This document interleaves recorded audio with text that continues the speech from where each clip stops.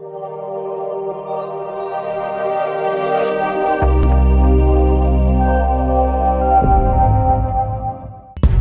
is supposed to be the mother of democracy. Jammu Kashmir has become part and parcel of India.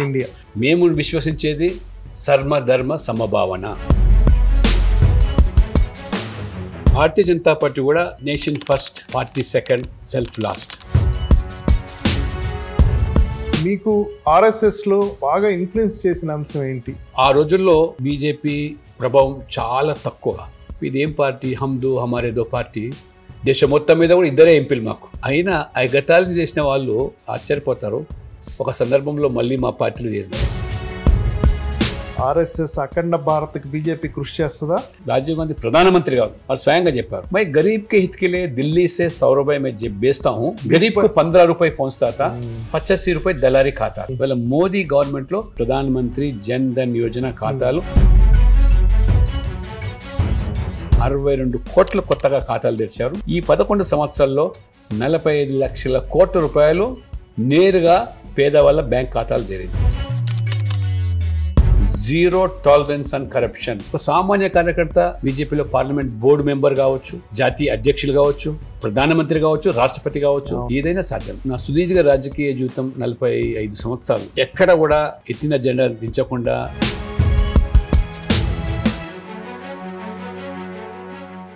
Welcome to bird talk. ఈరోజు ideology based politics నడుపుతూ మరి నిజాయితీతో, simplicity, మంచి ఆదర్శంతో రాజకీయాల్లో మంచి స్థానంకి వచ్చి ఈరోజు బీజేపీలో ప్రముఖ పాత్ర వహిస్తూ కేంద్రంలో ఈరోజు చాలా కీలకమైన ఓబీసీ సెక్షన్కి హెడ్గా ఉంటూ రాజ్యసభ మెంబర్గా ఉంటూ డాక్టర్ కె లక్ష్మణ్ మనతో ఈరోజు మన బర్డ్ టాక్స్ షేర్ చేసుకోవటానికి, వారి అనుభవాల్ని, వారి అభిప్రాయాన్ని తెలియజేయడానికి బర్డ్ టాక్స్కి వచ్చారు. Welcome to bird talk sir. నమస్తే. చాలా సంతోషం. మీలాంటి పెద్దలు, మీలాంటి విలువలతో కూడిన రాజకీయాలు నడిపేవారు మా బర్డ్ టాక్స్కి వచ్చి మీ అభిప్రాయాలు, అనుభవాలు ప్రజలకు తెలియజేయడానికి ఈ వేదిక ఉపయోగపడుతుంది అనుకుంటున్నాను. సార్, మీ గురించి తెలుసుకున్నప్పుడు అసలు మీరు ఉస్మానియా యూనివర్సిటీ వేదికగానే ఈ బీజేపీకి లేకపోతే ఆర్ఎస్ఎస్ భావాలకి ఆకర్షితులయ్యారని విన్నాను. అక్కడ ఏబీవీపీ తరఫున స్టూడెంట్ యూనియన్ లీడర్గా మీరు నెగ్గి 2 సార్లు యూనియన్ ప్రెసిడెంట్గా చేసి అక్కడి నుంచి అలాగే రాజకీయాల్లోకి అదే నిబద్ధత, అదే నిజాయితీ, అదే సింప్లిసిటీ, ఆ విలువలతో కూడిన రాజకీయాలు కొనసాగిస్తూ ఉన్నారని తెలుసుకున్నాను. మీకు ఆర్ఎస్ఎస్లో మిమ్మల్ని బాగా ఇన్ఫ్లుయెన్స్ చేసిన అంశం ఏంటి? అంటే ఆ రోజుల్లో చాలా పార్టీలు ఉన్నాయి కదా, జనతా పార్టీ ఉంది, కాంగ్రెస్ ఉంది. మీరు అధికారం కోసం ఏ రోజు చూడకుండా ఆ రోజు యాక్చువల్గా అయితే బీజేపీ చాలా పవర్లో లేదు. ఎగ్జాక్ట్లీ. అయినా కూడా మీరు ఈ బీజేపీ లాంటి ప్లాట్ఫామ్ ఎంచుకొని ఆర్ఎస్ఎస్ భావజాలం ఇట్లా తీసుకొని మీకు ఏమి ఇన్ఫ్లుయెన్స్ చేసింది? అంటే మీకు ఏది క్యాచ్ అయింది? మొట్టమొదటిగా దిలీప్ గారు, మిమ్మల్ని అభినందిస్తూ ఉన్నాను. Thank you sir. ఈ ప్లాట్ఫామ్ ఒకటి బర్డ్ టాక్స్ మీద క్రియేట్ చేసి నేషనల్ ఇష్యూస్ కానివ్వండి, సమాజానికి ఉపయోగపడేటువంటి మరి కార్యక్రమాలు చేపడుతున్నందుకు మీకు హార్దిక అభినందనలు, శుభాకాంక్షలు. Thank you sir. నేను విద్యార్థి దశలోనే ఆ రోజు ఆర్ఎస్ఎస్ ప్రభావితమై ఏబీవీపీ ద్వారా ఆ యూనివర్సిటీ అధ్యక్షునిగా, రీసెర్చ్ స్కాలర్ జనరల్ సెక్రటరీగా, ప్రధానంగా ఈ బ్యాక్గ్రౌండ్తో 80లో భారతీయ జనతా పార్టీ ఏదైతే ఆవిర్భవించిందో, ఈ రెండు ఒక నేషనలిస్టిక్ ఐడియాలజీ, ఆర్ఎస్ఎస్ లేదా ABVP, and Bharatiya Janata Party కూడా nation first, party second, self last అనే విధానంతో పనిచేస్తున్న రాజకీయ పార్టీగా ఆ రోజు వాజ్పేయి గారు లాంటి నాయకుడు, వారిని స్ఫూర్తిగా తీసుకొని నేను రాజకీయాలకు రావడం జరిగింది. మీరు చెప్పినట్టుగా ఆ రోజుల్లో బీజేపీ ప్రభావం చాలా తక్కువ. అందులో మరీ ముఖ్యంగా దక్షిణాదిలో మన ఆంధ్రప్రదేశ్, ఉమ్మడి ఆంధ్రప్రదేశ్లో బీజేపీ ఆనవాళ్ళు కూడా లేవు. కొద్ది గొప్ప ఉన్నటువంటి సమర్థకులు, నాయకత్వం ఆ రోజు మరి రాష్ట్రంలో కూడా వెంకయ్య నాయుడు, నరేంద్ర లాంటి నాయకులు. తప్పకుండా పదవుల కోసమని కాదు, లేదో రాజకీయంగా ఎదిగి సొంతంగా ప్రాపకం పొందాలనే ఉద్దేశం కాదు. దేశం కోసం పనిచేసే రాజకీయ పార్టీ కాబట్టి విలువలతో కూడినటువంటి రాజకీయాలు నడిపే పార్టీ, వాల్యూ బేస్డ్ పాలిటిక్స్. ఆ రకంగా నేను అంచెలంచెలుగా ఆ పార్టీలో పనిచేస్తూ వచ్చాను. ఒక దశలో మీరు చెప్పినట్టుగానే నా తోటి మిత్రులు నన్ను ఎగతాళి చేశారు. కొలీగ్స్ చాలామంది అప్పుడప్పుడే 1982లో తెలుగుదేశం పార్టీ ఆవిర్భవించి మోత్కుపల్లి నరసింహులు, ఇంద్రారెడ్డి, అనేక మంది విద్యార్థి నాయకులుగా మాతో పాటు సమకాలీకులు చలామణి అవుతున్నారు. వాళ్ళందరూ కూడా ఎన్టీ రామారావు గారికి ప్రభావితమై, తెలుగుదేశం ప్రభావితమై ఆ పార్టీలో చేరుతూ నా మీద కూడా చాలా ఒత్తిడి పెంచారు. నేను చెప్పాను, ఎన్టీ రామారావు నా అభిమాన నాయకుడు, కానీ రాజకీయాలు వేరు, అభిమానం వేరు. రాజకీయాలను ఎంచుకున్న మార్గం అంతా కూడా ఇది ఐడియాలజీ నేషనలిస్టిక్ వ్యూస్ ఐడియాలజీతో ఉన్నటువంటి పార్టీ కాబట్టి. అయితే మిగతా వాళ్ళు కూడా ఇది ఏం పార్టీ, హమ్దో హమారేదో పార్టీ, దేశం మొత్తం మీద కూడా ఇద్దరే ఎంపీలు మాకు, అందుకని మమ్మల్ని హమ్దో హమారేదో ఆ విధంగా ఎగతాళి చేశారు. అయినా ఎగతాళి చేసిన వాళ్ళు ఆశ్చర్యపోతారు. ఒక సందర్భంలో మళ్ళీ మా పార్టీలో చేరినారు వాళ్ళే ఎగతాళి చేసిన వాళ్ళు. కాబట్టి దట్ వాజ్ మై బ్యాక్గ్రౌండ్. నేను స్టూడెంట్ పాలిటిక్స్లో కూడా నేను వాస్తవంగా ఒక మంచి సంపన్న కుటుంబంలో పుట్టిన గ్రామీణ ప్రాంతం వచ్చినప్పటికీ మా తల్లిదండ్రులు వారు నన్ను హైదరాబాద్లో ఇక్కడ బాగా చదివించి కాన్వెంట్ స్కూల్స్లో, సెయింట్ ప్యాట్రిక్ స్కూల్స్లో చేర్పించి ప్రయోజకం చేయాలనేటువంటి ఉద్దేశంతో ఇక్కడ హైదరాబాద్లో ఆ రోజుల్లో రెసిడెన్షియల్ లేవు కాబట్టి ప్రత్యేకంగా అన్ని వసతులు పెట్టి చదివించారు. ఆ చదువు తర్వాత ఈ రకంగా నేను రాజకీయాల్లో రావడం, మా పేరెంట్స్ బాగా సపోర్టు రావడం వల్ల ఆ రకంగా ఆ మార్గాన్ని నేను ఎంచుకున్నాను. గట్కేసర్ దగ్గర కదండి? గట్కేసర్ నా సొంత గ్రామం. ఫాదరు స్వర్గీయ కోవరాములు మంచి పేరు గాంచిన వ్యక్తి. ఆ మండలం దాదాపు ఆ పరిసర ప్రాంతాల్లో ఎవరికి ఏ అవసరాలు ఉన్నా కానీ తీర్చే వ్యక్తి. ఆ రోజుల్లో మొత్తం ఆ ప్రాంతంలో మా ఒక్కరికే కారు ఉండింది. వారు టింబర్ మర్చెంట్గా, అగ్రికల్చరిస్ట్గా మంచి వ్యాపారాలు చేసి చెప్తారు. కోవరాములు గారు అంటే చాలా ప్రసిద్ధి, చాలా గొప్ప కుటుంబం అని చెప్తారు. బీజేపీ ఈరోజు ఈ పార్టీలో చాలా కీలకంగా ఉన్నారు కదా. ఆర్ఎస్ఎస్ భావజాలం మీరు అంగీకరిస్తారా పూర్తిగా? అంటే ఇప్పుడు ఆర్ఎస్ఎస్ కూడా దేశం కోసం, సమాజం కోసం పనిచేసేటువంటి సంస్థ. ప్రపంచంలోనే suppose to be the largest ఇవాళ ఒక వాలంటరీ ఆర్గనైజేషన్. అవును, 100 సంవత్సరాలుగా వస్తుంది. ఎటువంటి అరమరికలు లేవు, ఈ పోటీ నాయకత్వం అనే లేదు. అందరూ కూడా స్వచ్ఛందంగా సమర్పించి, దేశం కోసం సమర్పించి, జీవితాలు సమర్పించి పనిచేసేటువంటి కార్యక్రమం. దేశానికి ఆపద వచ్చినా, ఉపద్రవం వచ్చినా, వరదలు వచ్చినా, ఉప్పెనలు వచ్చినా మొదట సేవాభావంతో పనిచేసే సంస్థ కాబట్టి అది మాకు ప్రేరణ కల్పించింది. వారు నేర్పిన పాఠాలే మాకు ఈ స్థాయికి తీసుకొచ్చాయి. దాదాపు నా సుదీర్ఘ రాజకీయ జీవితం 45 సంవత్సరాలు ఎక్కడ కూడా ఎత్తిన జెండా దించకుండా, సిద్ధాంతం మార్పు చేయకుండా, మరి ఎంచుకున్న పార్టీలోనే ఇవాళ పనిచేస్తూ నేను ఎన్నడూ ఊహించలేదు ఎమ్మెల్యే అయిపోతానని. ఈసారి 2 సార్లు ఎమ్మెల్యేను, వస్తారని. అండ్ ముఖ్యంగా దిలీప్ గారు చాలా ఆశ్చర్యం ఏంటంటే బీజేపీలో highest policy making body parliament. ఆ పార్లమెంట్ బోర్డులో 11 మంది మాత్రమే సభ్యులు. నరేంద్ర మోడీ గారు, అమిత్ షా గారు, రాజ్నాథ్ సింగ్ గారు, జేపీ నడ్డా గారు. ఇటువంటి వాళ్ళలో నన్ను ఒకరిగా తీసుకోవడం అంటే ఒక సామాన్య కార్యకర్త. నా ఫ్యామిలీ బ్యాక్గ్రౌండ్ ఎవరు కూడా పాలిటిక్స్ లేరు, రాజకీయ నేపథ్యం ఉన్న కుటుంబం కాదు. కాబట్టి అంచెలంచెలుగా ఎదిగి కట్టుబడి ఉన్నటువంటి సిద్ధాంతానికి పనిచేయడం వల్ల వాళ్ళు కూడా గుర్తించి గౌరవించారంటే ఇది నాకు దక్కిన గౌరవం కాదు, మొత్తం తెలుగు రాష్ట్రాల్లో ఉన్నటువంటి అందరికీ ఇది గౌరవంగానే భావిస్తాను. And moreover it's an inspiration.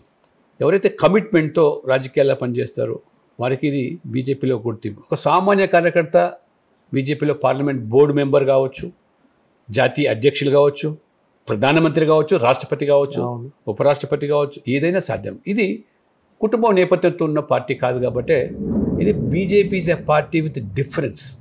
మిగతా పార్టీలకు భిన్నమైనటువంటి పార్టీ ఇది భారతీయ జనతా పార్టీగా మేము భావిస్తాం. ఇటీవల ఉపరాష్ట్రపతిగా కూడా మీ పేరు బాగా ప్రముఖంగా వినిపించింది. సరే, భవిష్యత్తులో ఇంకా మంచి స్థానమే. మీరు ఈవెన్ రేవంత్ రెడ్డి గారు కూడా మిమ్మల్ని కంగ్రాచులేట్ చేశారని ఇట్లాంటివి విన్నాము. చాలా సంతోషం అండి. ఇప్పుడు ఆర్ఎస్ఎస్ చేసే సోషల్ యాక్టివిటీ, సోషల్ సర్వీస్కి మేమందరం కూడా చాలా ఇన్స్పైర్ అవుతాం. దేశంలో ఏ విపత్తు వచ్చినా ఫస్ట్ అది అవనిగడ్డ ఉప్పెన్ దగ్గర నుంచి ఇటీవల కోవిడ్లో దొలవీరాలోకి ముంబై మున్సిపల్ కార్పొరేషన్ ఉద్యోగులు వెళ్ళకపోతే ఆర్ఎస్ఎస్ కార్యకర్తలు వెళ్ళి అక్కడ లక్షలాది మందిని, మనకు తెలుసు కదా మన ముంబైలో బిగ్గెస్ట్ స్లమ్, అందులో అందులోకి వెళ్ళాలంటే అక్కడ చదరపడుకి 5,000 మంది 50,000 మంది అట్లా ఉంటారు, బాగా డెన్స్లీ పాపులేషన్. అట్లాంటి ప్లేసుల్లోకి వెళ్ళి ఎన్నో చూస్తాం. ప్రతి ఏ విపత్తు వచ్చినా ఫస్ట్ ఆర్ఎస్ఎస్ వాళ్ళు, అసలు అందులో నిస్సందేహంగా ఉంటది. మీకు గుర్తుండొచ్చు లాతూర్ భూకంపం, శవాలు ఎత్తడానికి ఎవరు సిద్ధంగా లేకపోతే అందరం వెళ్ళాం మేము అక్కడికి. అక్కడ వెళ్ళి అక్కడి నుంచి శవాలు తీసే దాంట్లో మేము అందరం కూడా ఆ రకంగా ప్రభుత్వానికి అక్కడ ఉన్న వాళ్ళకి అందరికి దూరం, ఎవరు సాహసం కూడా చేయలేదు. ప్రభుత్వం మెషినరీ పోయే పరిస్థితి లేదు అక్కడ. కాబట్టి ఎటువంటి విపత్తు వచ్చినా ప్రాణాలు లెక్క జరగదు. రైలు ప్రమాదం జరిగినా మొట్టమొదటిగా వెళ్ళేది ఎవరి పిలుపుతో కాదు, స్వచ్ఛందంగా ఎవరికి వాళ్ళు వెళ్ళేది. అది ధరవిస్లం కావచ్చు, అవనిగడ్డ కావచ్చు, లాతూర్ కావచ్చు, ఏదైనా అది ఆ విషయంలో అసలు ఆర్ఎస్ఎస్ ఒకసారి 100 years యుద్ధం జరిగినప్పుడు నెహ్రూ స్వయంగా ఈ మన సైనికులందరూ కూడా యుద్ధంలో వెళ్తున్నప్పుడు ఈ దేశానికి మీ సేవలు అవసరం నుంచి పిలుపునిస్తే మొట్టమొదటిగా బయలుదేరింది కూడా సైనికులు. ఆర్ఎస్ఎస్ అభిమానించే కాంగ్రెస్ నాయకులు కూడా తెలుసు.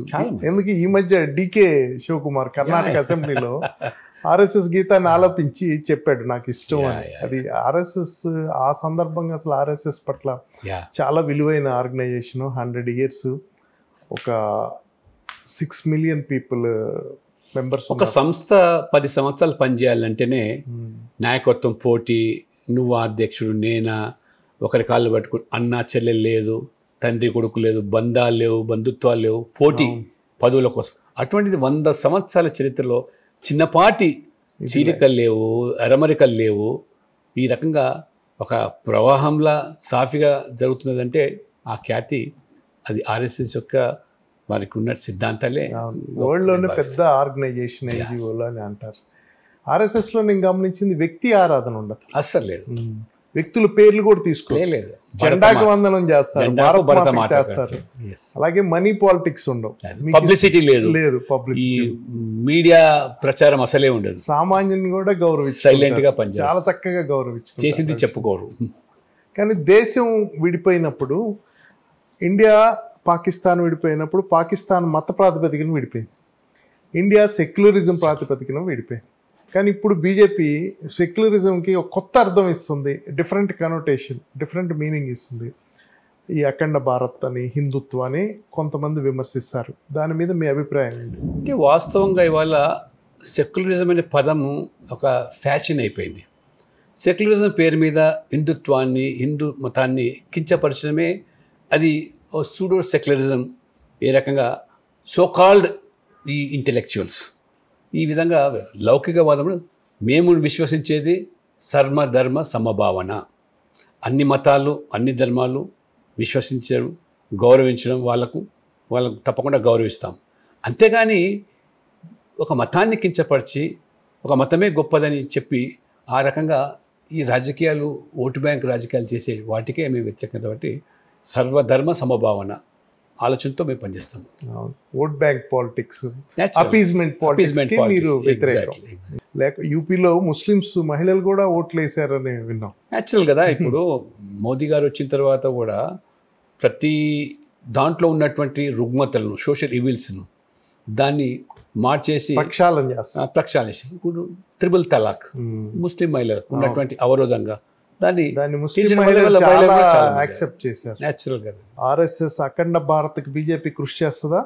అంటే ఇవాళ మేము చిన్నప్పటి నుంచి కూడా పార్టీలో పనిచేస్తున్నప్పుడు 370 ఆర్టికల్ రద్దు చేయాలి, యూనిఫామ్ సివిల్ కోడ్ రావాలి. అంటే ఈ దేశం ఎప్పుడైతే సెక్యులర్ దేశంగా మీరు అన్నట్టు ఇక్కడ ఒక మత ప్రాతిపదికన దేశం ఏర్పడలేదు. అన్ని మతాలు irrespective of caste, creed, reason, religion, language, we are all one, that is Indians అనే భావన మాది. కాబట్టి అందుకనే మేము కోరుకునేది కూడా అందరికీ ఒకే చట్టం ఉండాలా, మతాల పేరు మీద చట్టాలు ఉండకూడదు, కులాల పేరు మీద చట్టాలు ఉండకూడదు. ఈ దేశానికి ఒక చట్టం ఉండాలా, ఈ దేశంలో ఉండే పౌరులందరికీ సమానత్వం ఉండాలా. కాబట్టి 370 ఆర్టికల్ కూడా అవరోధంగా ఏదైతే ఉన్నదో ఈ దేశానికి జమ్మూ కాశ్మీర్ భారత రాజ్యాంగం పరిధిలోకి రాకుండా ఆ రోజు నెహ్రూ గారు అవలంబించిన విధానం తాత్కాలికంగా 370 ఆర్టికల్ అని పెట్టి 70 సంవత్సరాలు కాలం గడిపారు. తద్వారా అక్కడ ఉన్నటువంటి కాశ్మీర్ మనది కాకుండా పోయే పరిస్థితి వచ్చింది. దానిని ఇవాళ మోదీ గారు మరి వచ్చిన తర్వాత దాన్ని రద్దు చేయడం వల్ల ఇవాళ Jammu Kashmir has become part and parcel of India. ఇప్పుడు నేను ఢిల్లీ 2 సార్లు పార్లమెంట్ స్టాండింగ్ కమిటీ సభ్యునిగా శ్రీనగర్ కాశ్మీర్ వెళ్ళాను. అక్కడ ఉన్నటువంటి ముస్లిం యువకులు కూడా వాళ్ళకు ఉపాధి దొరుకుతున్నది, ఇప్పుడు వ్యాపారాలు చేసుకుంటున్నారు, ఉద్యోగాలు వచ్చాయి. అంతకుముందు వాళ్ళకు ఉపాధి లేదు. ఎంతసేపు కూడా పాకిస్తాన్తో ప్రభావితం చేసి రాళ్ళు రువించే కార్యక్రమాలు, అక్కడ ఉగ్రవాదాన్ని పెంచి పోషించే కార్యక్రమాలు, ఆ రకంగా యువతను పెడదోరు పట్టించి స్కూల్స్ లేవు, కాలేజీలు పనిచేయవు, ఆఫీసులు పనిచేయవు. ఈ రకంగా ఉన్న పరిస్థితి ఈ మరి T20 ఆర్టికల్ రద్దయిన తర్వాత టూరిజం పెరిగింది. అక్కడ యువకులు ఇవాళ టూరిజము, హోటల్స్, రెస్టారెంట్స్ బ్రహ్మాండంగా ఇప్పుడు వాళ్ళు సంపాదిస్తున్నారు. సంపాదించిన తర్వాత ఆ వ్యామోహం మీద ఉండిందో వ్యామోహం కూడా పోయింది. అందుకనే మొన్న పహల్గామ్లో జరిగిన సంఘటనల పట్ల ఫస్ట్ టైం దేశ చరిత్రలో జమ్మూ కాశ్మీర్ అక్కడ ఉన్నటువంటి ప్రజలు, శ్రీనగర్ ముస్లింలందరూ కూడా వారు నిరసన తెలియజేసి బాహాటంగా తీవ్రమైన వ్యతిరేకత, పాకిస్తాన్కి వ్యతిరేకంగా, ముందు భారతదేశానికి అనుకూలంగా మా వ్యాపారాలు దెబ్బతీస్తున్నారు, మా ఉపాధి కోల్పోతున్నది. ఇప్పుడు అభివృద్ధి చెందుతుంది. ఎంత బ్రహ్మాండమైన ఇన్ఫ్రాస్ట్రక్చర్ నేను చూశాను. మొన్న ఎయిమ్స్ లాంటి సంస్థలు వచ్చాయి. మరి చెనాబ్ రివర్ మీద వరల్డ్స్ టాలెస్ట్ రివర్ మీద బ్రిడ్జ్ కట్టారు, రైల్వే బ్రిడ్జ్. నేను అందులో పర్యటన చేశాను మొన్న సెకండ్ టైం వెళ్ళినప్పుడు. బ్రహ్మాండ అద్భుతం అది. నిజంగా అంత సుందరమైన నగరం దాల్ లేక్ ఒక మూసి కుంపుగా మారిపోయింది. అంతకుముందు ఈ 2 సంవత్సరాల్లో బ్రహ్మాండమైన లేక్గా మార్చేసి బోట్ హౌజులు, షికార్లు, యువతకు అక్కడ బ్రహ్మాండమైన ఉపాధి కలగడం, వాళ్ళందరూ కూడా ఇప్పుడు ఎంజాయ్ చేస్తారు. కాబట్టి నేను 2 సార్లు వెళ్ళాను. 2 సార్లు కూడా అక్కడ ఉండే వాళ్ళలో ఇప్పుడు ఆ పాకిస్తాన్ మీద ఉండే వ్యామోహం తగ్గిపోయింది. ఆ రకంగా వాళ్ళని రెచ్చగొట్టి తప్పుదోవ పట్టించారు. ఇప్పుడు మేము బాగా మా కాళ్ళ మీద నిలబడుతున్నాం, మేము చదువుకుంటున్నాం, గొప్పగా పనిచేస్తున్నాం అని ఆ రకమైన భావనతో now they have become part and parcel of main stream of India. ఇది హ్యాట్స్ ఆఫ్ టు మోదీ గారు. ఎందుకంటే ఆ రివర్ బ్రిడ్జ్ ఏదో ఇంజనీర్ మార్వెల్ అండి. అది tallest bridge, 114 kilometres tunnels, 114 kilometres railway line, 97 tunnels ఉన్నాయి అందులో 97 టనల్స్. బ్రహ్మాండ హిమాలయ పర్వతాల నుంచి అద్భుతమైన ప్రయాణం. ఉమర్ అబ్దుల్లా లాంటి వాళ్ళు కూడా జెండా ఎగరేసారు. ఇప్పుడు పరిస్థితి డెవలప్మెంట్ అనేది రుచి చూశారు. ఇప్పుడు అక్కడ అభివృద్ధి ఏంటిది, వాళ్ళ వెల్ఫేర్ ఏంటిది బ్రహ్మాండంగా చూశారు. కాబట్టి నేను సెకండ్ టైం వెళ్ళినప్పుడు అక్కడ నాకు సెక్యూరిటీ, ముస్లిం యువకులు, నాకున్నటువంటి డ్రైవర్లు అంతా కూడా వాళ్ళు అన్నారు, क्या साहब आप कई को छोड़ दिया पाकिस्तान को, आप सीज फायर क्यों करे, पूरा पीओ को ఆక్యుపై करना था.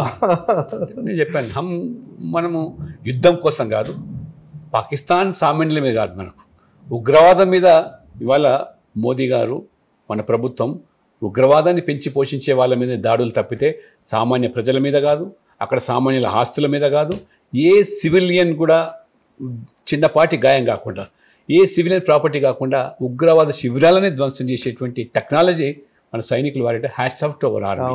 కాబట్టి మొత్తం ప్రపంచం లేదు. వాళ్ళు డ్రోన్స్ ఏ రకంగా ఆ మిసైల్స్ ను దాడిని తట్టుకునేయో మన టెక్నాలజీ, సాంకేతికత ప్రపంచం విస్తుపోయింది. అందుకనే మోదీ గారు పదే పదే మూవ్ తోడు జవాబు అని అంటుంటే ఆ రకంగా ఎవరు దెబ్బతీశారో వాళ్ళనే ఎంచుకొని, ఏ సామాన్యుల మీద కాదు మన ప్రతాపం చూపించాల్సి, వాళ్ళు కూడా మానవులే. కాబట్టి ఉగ్రవాదాన్ని పోషించే వాళ్ళను ఆ శిబిరాల మీద ధ్వంసం చేసి తిరిగి వచ్చారు. కానీ ఎక్కడ చేసి వచ్చి మహిళా కమాండెంట్స్ తో ప్రెస్ కాన్ఫరెన్స్ చేయడం, ఆపరేషన్ సింధూర్ అనే పేరు, ముస్లిం మహిళ కూడా బ్రహ్మాండంగా చాలా దేశభక్తి, దేశం పట్ల వారికి ఉన్నటువంటి నేషన్ ఫస్ట్. ఎగ్జాక్ట్. మీరు ఇందాక యూనిఫామ్ సివిల్ కోడ్ అన్నారు, ఆ దిశగా ప్రయత్నాలు జరుగుతున్నాయా? తప్పకుండా నాకు నమ్మకం ఉంది. మోదీ గారి నాయకత్వంలోనే యూనిఫామ్ సివిల్ కోడ్ అనేది సాధ్యమవుతుందని చెప్పి. అది ఎందుకంటే 370 ఆర్టికల్ కూడా సాధ్యం కాదని కాంగ్రెస్ మొదలు రాహుల్ గాంధీ, మీరు 370 ఆర్టికల్ రద్దు చేస్తే రక్తం ఈరులై పారుతుందని చెప్పారు. ఏమీ జరగలేదు. కాబట్టి అర్థమైపోయింది. వాళ్ళంతా కూడా ఇప్పుడు మన జీవన అయిపోయారు, అభివృద్ధి చూస్తున్నారు. బ్రహ్మాండమైన ఇన్ఫ్రాస్ట్రక్చర్, ఫ్లైఓవర్లు, ఎయిర్పోర్ట్లు, రైల్వే లైన్స్ వస్తూ ఉంటే అక్కడ ప్రజలు కూడా దాన్ని ఆహ్లాదిస్తున్నారు, వాళ్ళు అనుభూతి పొందుతున్నారు, సంపాదిస్తూ ఉన్నారు. వాళ్ళు కూడా మంచి చదువుకునే పరిస్థితికి వచ్చారు.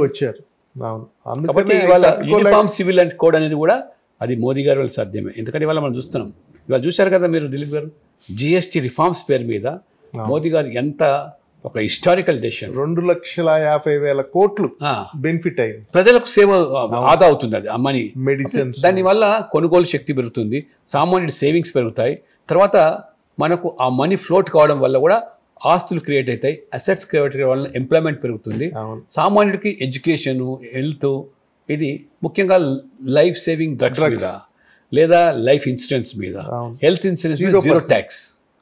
ఇది ఇదే కాదు, మొన్న 12 lakhs ఇన్కమ్ యాన్యువల్ ఉన్న వాళ్ళకు కూడా no income tax first time. ఇంత క్వశ్చన్ ఇచ్చింది ఎప్పుడు లేదు. దానివల్ల కూడా దాదాపు 50,000 కోట్ల రూపాయలు ఆదా అవుతుంది ప్రజలు. ఈ ఆదా చేసిన సొమ్ము ఏం చేస్తారు? కొనుగోలు శక్తి పెడుతుంది. స్కూటర్ ఉన్నవాడు కారు కొంటాడు, లేదా సైకిల్ ఉన్నవాడు స్కూటర్ కొనుక్కుంటాడు, ఇల్లు లేని వాళ్ళు ఇల్లు కొనుక్కుంటారు. ఆ విధమైన వెసులుబాటు వాళ్ళ మోదీ గారు వెల్ఫేర్ పట్ల కానీ, డెవలప్మెంట్ పట్ల కానీ, ఇవన్నీ కూడా. అందుకనే మోదీ గారు చెప్తారు, వికాస్ విరాసత్ और गरीब कल्याण योजना में हम कभी पीछे नहीं हटेंगे అని చెప్తారు. తగ్గేదే లేదు. అద్భుతం. ఇండియా ఈ లాస్ట్ 10 yearsలో అద్భుతమైన గ్రోత్. డిజిటల్ ఇండియా ఓ పక్క, డెమోక్రటిక్ ఇండియా పక్క దేశాలు, శ్రీలంక పడిపోయింది, నేపాల్ పడిపోయింది, పాకిస్తాన్ పడిపోయింది, మనం డెమోక్రటిక్గా strong. Demographic advantage, young generation మనకున్న. డిజిటల్ 24 లక్షల కోట్లు యూపీఐ ట్రాన్సాక్షన్, అసలు ప్రపంచం నివ్వెరపోతుంది. ఇంకొక విషయం చెప్తుంది, 24 లక్షల యూపీఐ ట్రాన్సాక్షన్ అంటే ఇల్లిటరేట్స్ కూడా, కూరగాయలు అమ్ముకునేవారు, పాలు అమ్ముకునేవారు, పళ్ళు అమ్ముకునేవారు, పూలు అమ్ముకునేవారు, అందరూ కూడా QR కోడ్, అంటే చదువు లేకుండా ఇవాళ డిజిటల్ ట్రాన్సాక్షన్, మామూలు వాళ్ళు కూడా.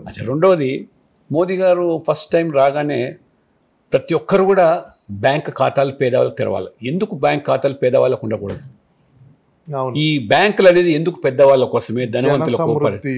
సామాన్యుడిగా బ్యాంకు రావాలంటే ఆ రోజు కొత్తగా బ్యాంక్ ఖాతాలు, ప్రధానమంత్రి జన్ ధన్ యోజన ఖాతాలు, ఆఫీసర్స్ అందరూ కూడా పేదవాళ్ళ ముంగిట్లోకి వెళ్ళి ఖాతాలు తెరిపిస్తే 62 కోట్ల కొత్తగా ఖాతాలు తెరిచారు.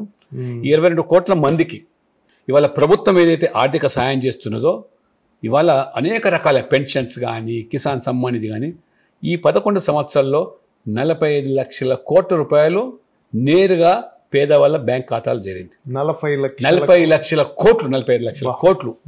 కోవిడ్ సమయంలో ఆ రోజు కూలీ లేదు, 500 గగనం. ఆ రోజు మోదీ ప్రభుత్వం 500 రూపాయలు బ్యాంకులో వేశామని 3 సార్లు వేస్తే నేను చూశాను, బ్యాంకుల ముందు బార్లు నిలబడ్డారు, క్యూలు కట్టిన మహిళలు బుర్కాలు వేసుకొని పాపం 500 కోసం వారు. అంతే కదా. అంటే ఇవన్నీ కూడా ఏ దళారు లేదు. ఇదే రాజీవ్ గాంధీ హయాంలో, రాజీవ్ గాంధీ ప్రధానమంత్రి గారు వారు స్వయంగా చెప్పారు, मैं गरीब के हित के लिए दिल्ली से 100 रुपये में जब बेचता हूँ, गरीब को 15 रुपये पहुँचता था, 85 रुपये दलारी खाता था. అంటే ये था कांग्रेस के जमाना और राजीव गांधी का शासन. వాళ్ళ మోదీ గవర్నమెంట్లో 0 tolerance on corruption, no middle man, దళారీ వ్యవస్థ లేదు. ఇవాళ నీకు బర్త్ సర్టిఫికేట్ కావాలన్నా, డెత్ సర్టిఫికేట్ కావాలన్నా, రేషన్ కార్డు కావాలన్నా అంత ఆన్లైన్. ఇవాళ ఆ రకంగా దళారీ వ్యవస్థ లేదు. చెయ్యి తడితే కానీ నీకు ఇంతకుముందు రేషన్ కార్డు వచ్చేది కాదు.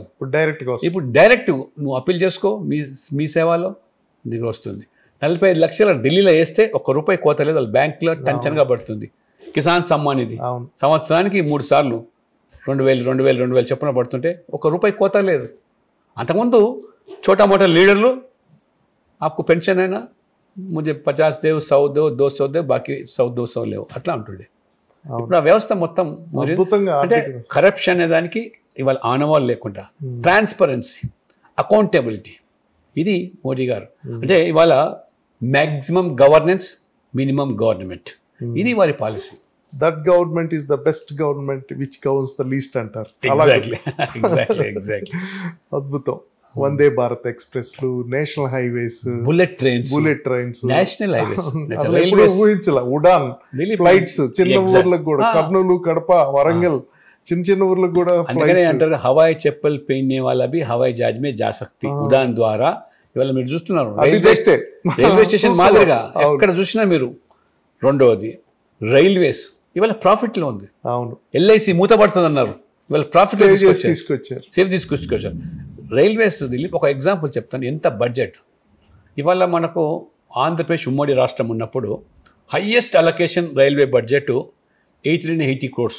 UPA Manmohan Singh government 10 years ఉన్నది, మన ఆంధ్రప్రదేశ్ రైల్వేస్కు ఇచ్చిన బడ్జెట్ ఎంత అంటే హైయెస్ట్ 880 crores. 880 crores. ఇప్పుడు రాష్ట్రం విభజించిన తర్వాత విడిపోయిన తర్వాత కేవలం ఆంధ్రప్రదేశ్కే 9,700 కోట్లు రైల్వే బడ్జెట్. 10,000 కోట్లు దాదాపు. తెలంగాణకు దాదాపు 8,000 కోట్లు. రెండు కలిపితే 18,000. ఇది కాకుండా సపరేట్ రైల్వే జోన్ ఇచ్చాం ఆంధ్రప్రదేశ్కు. విశాఖపట్నం రైల్వే జోన్ ఇచ్చాం. ఇవాళ సికింద్రాబాద్ రైల్వే స్టేషన్ 750 కోట్లతో మొత్తం ఆధునికంగా మొత్తం డిమాలిష్ చేసి కొత్త అద్భుతంగా ఎయిర్పోర్ట్ లాగా.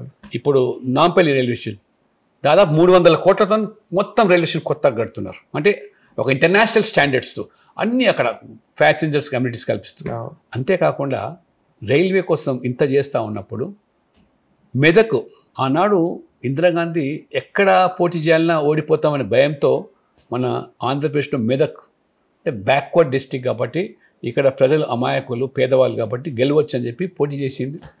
సరే మన వాళ్ళు గెలిపించారు. గెలిస్తే ప్రధానమంత్రి అవుతారు, మన మెదక్కు రాష్ట్రానికి ఉరగబెడతారని భావించారు. అన్ఫార్చునేట్లీ మెదక్ చేసింది ఏమీ లేదు. కానీ ఇవాళ మోదీ గారు బీజేపీ ఇవాళ తెలంగాణ ప్రభుత్వం లేకపోయినా ఈ మెదక్ జిల్లాలో ఫస్ట్ టైం వాళ్ళ కళ నెరవేర్చింది. ఏమిటది? ఒక మెదక్ రైల్వే స్టేషన్ ఇచ్చాం. అంతకుముందు రైల్వే స్టేషన్ లేదు. రెండోది సిద్దిపేట రైల్వే స్టేషన్, కొత్త రైల్వే స్టేషన్. మూడవది కొమరవెల్లి రైల్వే స్టేషన్ మనం ఇచ్చినాం. అంటే ప్రధానమంత్రి అయినా ఇవ్వండి. ఇవాళ మనము అక్కడ మొన్నటి వరకు కూడా ఎంపీ లేరు. మోదీ గారు తెలంగాణ పట్ల కానీ ఆంధ్రప్రదేశ్ పట్ల కానీ తెలుగు ప్రజల పట్ల కానీ వీరి యొక్క కమిట్మెంట్ మరి ఏం చెప్తారు మాతో ఎప్పుడు కూడా మీటింగ్లో, లక్ష్మణ్ మనమంతా కూడా రాజకీయాలు ఎన్నికల వరకే, ఎన్నికల తర్వాత రాజకీయాలు లేవు, డెవలప్మెంట్ ఎజెండా. మనకు ఓటేసారా లేదా, వెల్ఫేర్ మనవాడా కాదా తేడా లేదు. మనము దేశం కోసం పనిచేస్తున్నాం, ప్రజల కోసం పనిచేస్తున్నాం. కాబట్టి తెలుగు రాష్ట్రాల్లో బీజేపీ గెలవకపోయినా ఇది మన బాధ్యత అని చెప్పి ఆ రకంగా పనిచేస్తాను. నేను ఉత్తరప్రదేశ్ నుంచి రాజ్యసభ సభ్యుని దిలీప్. మీకు చిన్న ఉదాహరణ చెప్తాను. ఉత్తరప్రదేశ్లో మోదీ యోగి ప్రభుత్వం ఇద్దరు మంచి జోడి. ప్రధానమంత్రి ఆవాస్ యోజన, పేదలకు ఇల్లు. ఇంకొకటి నిశుల్క్ రాషన్. మోదీ యోగి కలిపి నెలకు 25 కిలోల బియ్యము, గోధుమలు, పప్పు. అక్కడైతే నూనె, చక్కెర, ఉప్పుతో సహా వారికి ఫ్రీగా ఇస్తారు. మీరు ఆశ్చర్యపోతారు, ఎక్కువ మంది లబ్ధిదారులు అక్కడ పేద ముస్లిం. We have no demarcation, differentiation, discrepancy whether they have voted for us or not. కాదు కాబట్టి ఈ రకంగా ఇర్రెస్పెక్టివ్ ఆఫ్ మనకు క్యాస్ట్ కాదు, రిలీజన్ కాదు, పేదవాడు పేదవాడే. పేదవాడికి మతం లేదు, కులం లేదు.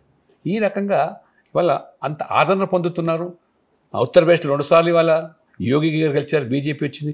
నరేంద్ర మోడీ గారు 3వసారి కన్జిక్యూటివ్గా గెలుస్తూ ఉన్నారంటే బికాస్ ఆఫ్ ఇది డెవలప్మెంట్, వెల్ఫేర్, గుడ్ వర్క్, అన్ని వర్గాలు.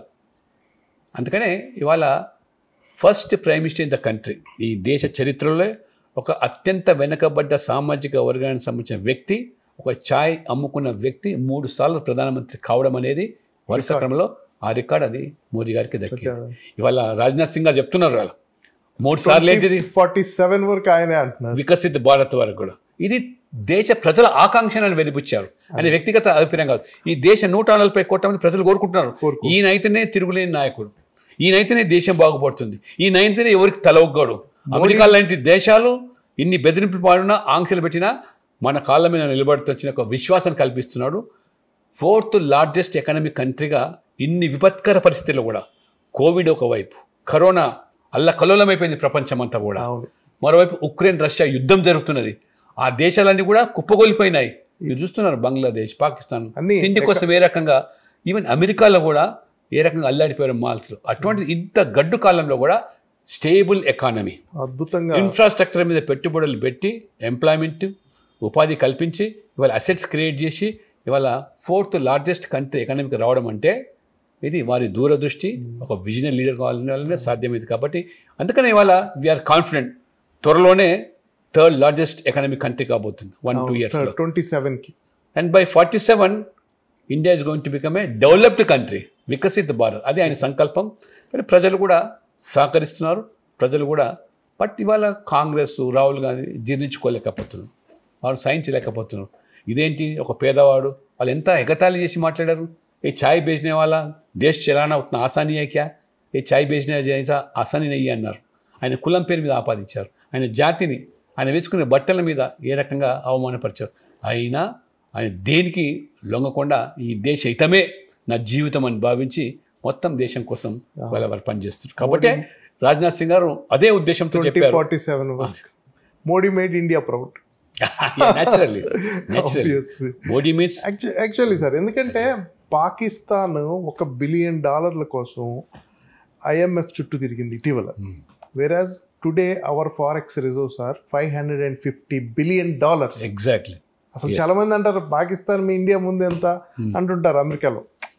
అలాగే వరల్డ్ లో హైయెస్ట్ రెమిటెన్సెస్ వచ్చేది ఇండియా, $140 బిలియన్ ఎవ్రీ ఇయర్. బహుశా అవి చూసే ట్రంప్ కి కొంచెం న్యాచురల్ కదా అది సైన్స్. నాట్ ఓన్లీ ట్రంప్, ఇవాళ చాలా దేశాలు కూడా ఈ ఇండియా ఇట్లా గ్రోత్ పెరిగితే ఏషియాలో మన ఉనికికే ప్రమాదం, మన అధిగమించిపోతారని చెప్పే ఈ రకమైన అనేకమైనటువంటి ఇప్పుడు అలజడులు సృష్టించడం, అల్ల కొల్లాలు చేయడం, మత కొల్లాల పేరు మీద విడదీసే ప్రయత్నాలు. మొన్న జరిగిన పహల్గాం దాడి ఏంటిది? జస్ట్ ఈ దేశంని దెబ్బతీయాలంటే ఈ మతం పేరు మీద రెచ్చగొట్టారు. కానీ అదృష్టవశాత్తు ఈ దేశంలో ఆ మొన్న పహల్గాం దాడి తర్వాత కూడా ఎవ్వరూ ఆ మత ప్రలోభాలకు లొంగకుండా మీరు చూశారండి. ఎన్ని పార్లమెంట్ డెలిగేషన్ పంపిస్తారు, మల్టీ పార్టీ డెలిగేషన్ పంపిస్తే ఓవైసీ ఇవాళ వాస్తవంగా పరస్పర విరుద్ధ భావాలతో ఉన్నటువంటి వ్యక్తి. మేము రాజకీయంగా విభేదిస్తాం, కానీ దేశం కోసం ఈ లెడ్ ద టీమ్. అంటే మోదీ గారు ఆ రకమైన నమ్మకం ఇన్స్పైర్ చేయగలరు. ప్రతిపక్షం లేదు, వాళ్ళ స్వపక్షం లేదు. ఈ దేశం కోసం అని 12 టీమ్స్ పంపిస్తే మొత్తం ప్రపంచంలో పాకిస్తాన్ ఏకాకిం చేశారు, ఈ దేశ గొప్పతనాన్ని చాటారు. ఏ రకంగా అందరూ కాంగ్రెస్ నాయకులు, శశి థరూర్ కానివ్వండి, సల్మాన్ రుష్దీ కానివ్వండి, సారీ ఆయన మన ఇంకా కాంగ్రెస్ లీడర్ ఇంకొక అతను ఉన్నాడు, గొప్ప లాయర్ ముస్లిం, అతను కూడా, వీళ్ళందరూ కూడా కాదు ఇంకో చాలా సీనియర్ ఇందిరాగాంధీతో పనిచేసినటువంటి వ్యక్తి. వీళ్ళందరూ కూడా ఏ రకంగా లీడ్ చేశారు టీమ్స్ మొత్తం ఇండియా కోసం. వాళ్ళు ఇక్కడికి వచ్చిన తర్వాత పార్టీలు ఎవరికి వచ్చు డెమోక్రసీ. మీరు ఇంకోటి ఆశ్చర్యపోతారు, నేను కేసీ వేణుగోపాల్ కాంగ్రెస్ పార్టీ ఇద్దరం కూడా ఫిజీకి వెళ్ళాం ఇండియన్ డెలిగేట్స్గా. ఈ పార్లమెంటరీ కమ్యూనిటీ ఉంది అక్కడ కూడా. ఇద్దరం కూడా కేసీ వేణుగోపాల్గా నేను చాలా చెప్పాము అక్కడ. మేము ఆయన అపోజిషన్ పార్టీ, మేము ruling party, but he's the chairman for our PS, నేను మెంబర్. అయినా మేము పార్లమెంట్లో అనేక అంశాల మీద విభేదిస్తాం, ఒకరి మీద ఒకరు దూషించుకుంటాం రాజకీయంగా, కానీ దేశంకి వచ్చేసరికి మేము ఒకటి అని చెప్పి ఆ రకంగా ఫిజీలో చెప్తే ఆశ్చర్యపోయారు. ఇది మా డెమోక్రసీ గొప్పతనం అని, భారతదేశం ప్రజాస్వామ్యం గొప్పతనం అని చెప్పి. Unity in diversity naturally. And more over India is suppose to be the mother of democracy. మొత్తం ఇంత ప్రపంచ దేశంలో లార్జెస్ట్ డెమోక్రటిక్ కంట్రీ కాకుండా 140 కోట్ల ప్రజాస్వామ్యానికి మాతృశక్తి ఇది. కాబట్టి ఆ రకంగా రాజకీయంగా విభేదాలు ఉండొచ్చు, కానీ ఏ రకంగా ఇవాళ పాకిస్తాన్ మన మీద దొంగ దెబ్బ తీస్తే ఇంతమంది ఇన్ని పార్టీలు కలిసి, TMC లేదు, MIM కాదు, కాంగ్రెస్ కాదు, అందరూ కూడా దేశం కోసం ఏ రకంగా పోయి మోదీ పిలుపు మేరకు వారు పనిచేసి వచ్చారు. దౌత్య సంబంధాలు, దౌత్యపరమైనటువంటి ఈ రకంగా వారు మెరుగుపరిచారు. Hats off to our culture. Team కూడా నిరసన తెలియజేసింది, ఎగ్జాక్ట్లీ. వాళ్ళు కూడా అసలు what we call sportsmanship, క్రీడా స్ఫూర్తిని కూడా పక్కన పెట్టి మాకు కంట్రీ ఫస్ట్ అని వాళ్ళు కూడా చక్కగా చాలా. మోడీ గారి గవర్నమెంట్ ఇది చాలా బాగుంది, వీఆర్ ఆల్ ఎక్స్పీరియన్సింగ్ దట్ అండి. కానీ ఒక విమర్శ ఉంది, మీరు being very key person in the central government, federalism స్ఫూర్తి కొంత బలహీన పడుతుంది. ఫర్ ఎగ్జాంపుల్ ఈ వ్యాట్ వల్ల కానీ, వ్యాట్ స్పేస్లో ఈ మన ట్యాక్స్ రావటం కానీ, జిఎస్టీ రావడం కానీ, అలాగే ED enforcement directorate became a local police station. ఇక్కడ ఏది జరిగినా ఎన్ఫోర్స్మెంట్ వాళ్ళ ద్వారా ఇక్కడ కంట్రోల్ చేస్తున్నారు. అంటే ఒక సెంటర్ బలంగా తయారవుతుంది. ఈ ఫెడరలిజం స్ఫూర్తిలో స్టేట్లు వీక్ అవుతున్నాయి అనే ఒక భావన ఉంది. భావన వాస్తవం కాదు, ఎందుకంటే ఇంతకుముందు మల్టిపుల్ ట్యాక్సెస్, మీకు ఎన్ని రకరకాల tax, sale tax, service tax, toll tax, octroi tax, professional tax, ఇన్ని రకాల ట్యాక్స్లు కలిపి ఇప్పుడు ఒకటే ట్యాక్స్ తీసుకొచ్చి వన్ నేషన్ వన్ ట్యాక్స్. దానివల్ల బిజినెస్ మెన్కి హెల్ప్ అయింది, కన్జ్యూమర్కి హెల్ప్ అయింది. ఒక గూడ్స్ బెంగళూరు నుంచి హైదరాబాద్ రావడానికి అనేక చెక్ పోస్ట్, ఎన్ని వేధింపులు, ఎంత ఇబ్బందులు. చివరికి ఈరోజు ఆ చెక్ పోస్ట్ వ్యవస్థను ఎత్తేసి ఈ రకమైనటువంటి ట్యాక్స్ తీసుకురావడం. రెండవది మీరు చెప్పినట్టుగా కోఆపరేటివ్ ఫెడరలిజంలో ఖచ్చితంగా ఇవాళ వాళ్ళ వాటా వాళ్ళకి వస్తుందండి.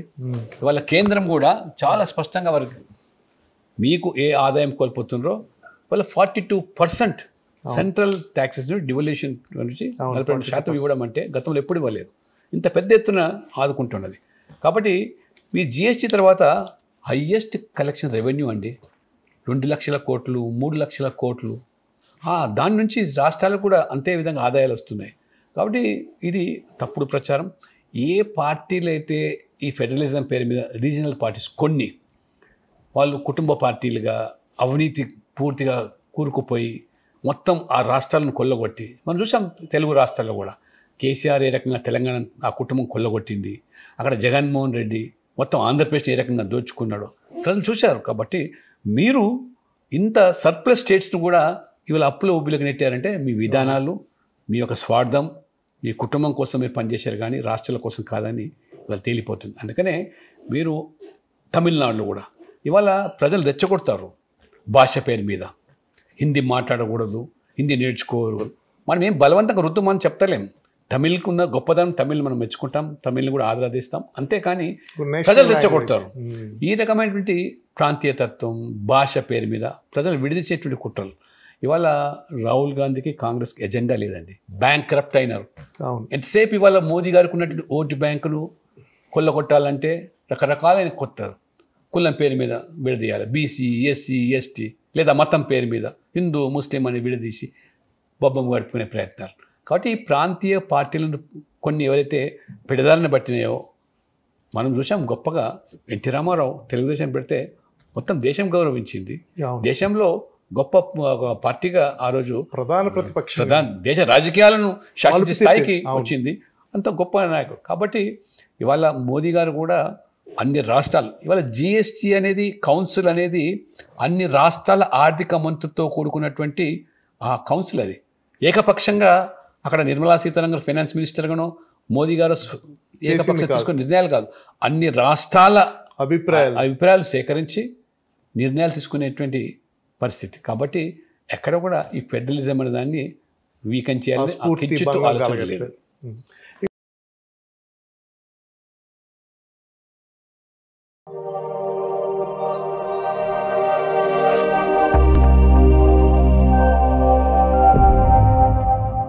ఈ వీడియో కనుక మీకు నచ్చినట్టయితే లైక్ చేయండి, షేర్ చేయండి, సబ్స్క్రైబ్ చేయండి. అలాగే పక్కనే ఉన్న బెల్ ఐకాన్ని క్లిక్